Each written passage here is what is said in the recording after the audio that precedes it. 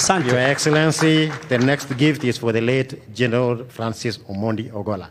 The late General Ogolla joined the Kenya Defence Forces on 2nd May 1984 and was commissioned on 3rd May 1985.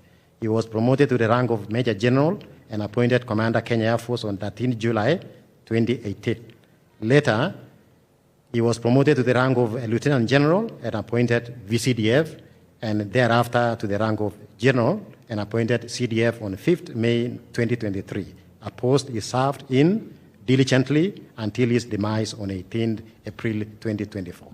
We honor him posthumously with a miniature sword for his achievements and sacrifice. We request Mr. Joel Ogolla to receive it on behalf of the family. Tumshangilie kwa makofi tafadhali.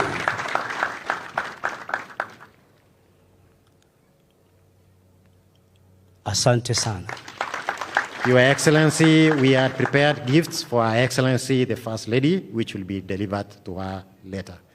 Your Excellency, sir, we present you with two